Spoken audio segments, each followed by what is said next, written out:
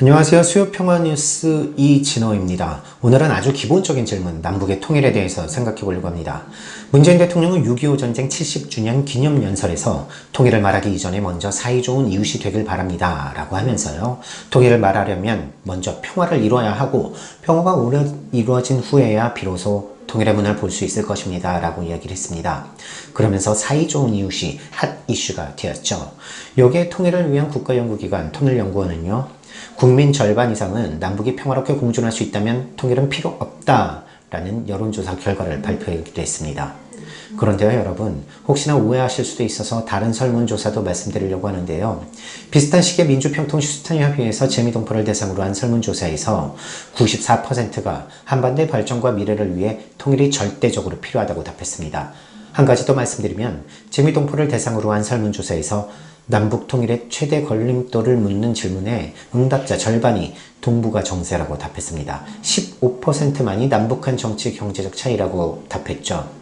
여론조사란 것이 조사 대상과 조사 기관, 질문지에 따라 차이가 많이 나지만 이건 뭐 나도 너무 나지 않습니까? 통일연구원은 통일이 필요 없다는 여론조사를 할 것 같으면 통일은 왜 연구합니까? 자기 조직이나 먼저 해체해야 하는 것 아니겠습니까? 자, 이제 본격적으로 남과 북이 사이 좋은 이웃인가, 통일을 지향하는 한민족인가에 대해 살펴보도록 하겠습니다. 여러분, 통상 사이 좋은 이웃이란 어느 나라를 말합니까?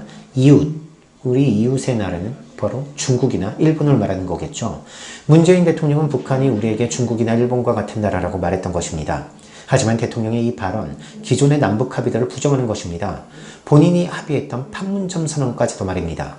91년 9월 남북이 동시에 유엔에 가입한 이후 그해 12월에 체결된 남북기본합의서에선 쌍방 사이의 관계가 나라와 나라 사이의 관계가 아닌 통일을 지향하는 과정에서 잠정적으로 형성되는 특수관계임을 확인했습니다.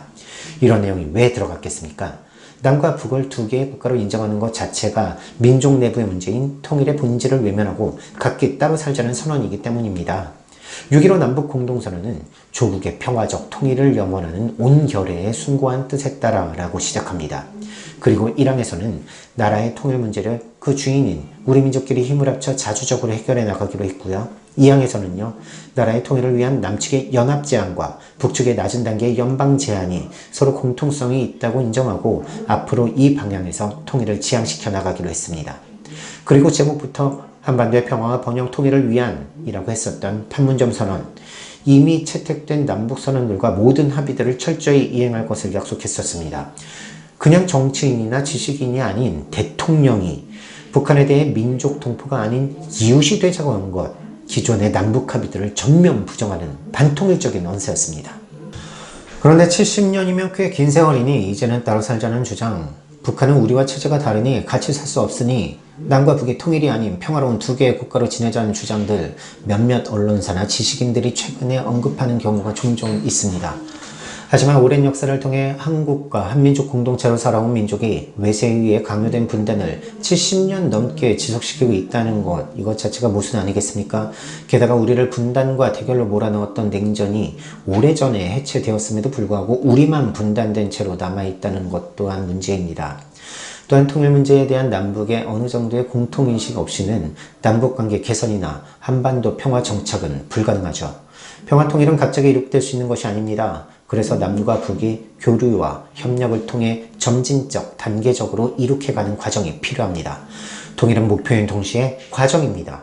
남과 북이 통일을 하기 위해 남북 군사적 대결을 없애고 교류를 하고 상호 신뢰를 쌓아갔던 것입니다. 분단으로 인해 남북 군사적 대치 상태가 이어지고 분단을 빌미로 외국 군대가 주둔하고 있는 상태에서 통일을 상정하지 않은 평화가 가능하긴 하겠습니까? 통일을 전제하지 않고 상호 신뢰가 어떻게 가능합니까? 문재인 대통령은 북한이 우리보다 훨씬 못 사니까 체제 경쟁은 끝났고 이제 사이 좋은 이웃이 되자고 했습니다. 북한과 남한은 체제가 다르니 어떻게 하나로 합치냐는 얘기도 종종 듣게 됩니다.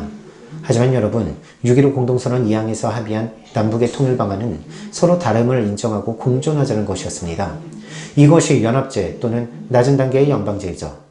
남한은 남한의 체제로, 북한은 북한의 체제를 유지하면서 하나의 국가를 이루자는 것이 연합제 또는 낮은 단계의 연방제의 핵심입니다. 불가능한 것 같다고요? 세계 어느 나라도 그런 역사가 없다고요? 사회주의, 자본주의 역사도 그렇게 길지 않을 뿐더러 냉전의 희생으로 분단이 되어 지금껏 갈라져 있는 나라도 우리밖에 없습니다. 선행의 역사가 없는 것은 당연할 수밖에 없습니다. 불가능하다고요? 안 해봤지 않습니까? 고민해보고 연구한 적이 있습니까? 남북이 논의한 적도 없었습니다. 이런 거 하라고 통일연구원이 있는 것 아니겠습니까? 세금 써가며 두 개의 국가로 살자는 설문조사나 하라고 통일연구원이 있는 게 아니죠. 이명박 박근혜 정권 동안 남북 대결이 극한으로 치달았고 문재인 정권에서도 잠깐만 남북이 만났기 때문에, 그리고 언론과 통일을 반대하는 정치 세력이 꾸준히 반복 선전을 했기 때문에 국민들 사이에서 한민족인지 잘 모르겠다라든가 반북의식이 있는 것은 사실입니다. 하지만 남과 북이 한민족이라는 엄연한 실체는 사라지지 않습니다. 2018년 세 번의 남북 정상회담을 거치며 김정은 위원장에 대한 남측 사람들의 호감도가 매우 높아졌습니다.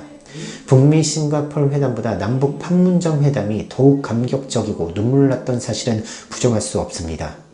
남과 북의 언어학자들이 결의말 큰 사전을 공동으로 편찬하기 위해서 노력하고 있죠. 온 국민이 결의말 큰 사전의 완성을 기다리고 있습니다. 한국과 미국의 공연단이 합동 공연을 하면 그냥 그러려니 하지만 남북의 예술단이 공연을 한다고 하면 우리 국민들은 티켓팅을 하고 그것을 어떻게든 직접 보기 위해서 노력합니다. 올림픽에서 남과 북이 각자 입장하면 그렇게 서운할 수가 없는데 공동 입장하면 또 감동적이지 않습니까? 금강산은 북한이 아닌 민족의 명산이요, 백두산은 북한만의 산이 아닌 우리의 가장 높은 산입니다. 마지막으로요, 정부는 사이좋은 이유 눈논하기 전에 평화통일을 위해 무슨 노력을 했는지 되묻고 싶습니다. 북한을 적으로 규정한 국가보안법은 여전히 살아있고 적인 북한을 무너뜨리는 한미연합 군사훈련을 연일해대고 있으며, 문재인 대통령은 2017년 4월 대선 후보 시절에 김정은 정권이 자멸의 길로 가지 말 것을 경고한다라고 말했었습니다. 그리고 대통령이 된 후 그해 9월에는 푸틴 러시아 대통령에게 북에 대한 원유 공급을 중단해달라고 했다가 거절당하기도 했죠. 정부가 나서서 북한에 대해 적이라고 하고 도발 응징을 하겠다고 하는데 어떻게 국민들의 통일에 대한 긍정적인 인식이 높아지겠습니까? 같은 말을 쓰고 같은 역사인식을 갖고 있으며 한민족이라는 정체성을 가진 남과 북은 다시 하나가 돼야 합니다. 하지만 통일은 정부가 주도하고 국민은 구경꾼이 돼서는 안 됩니다.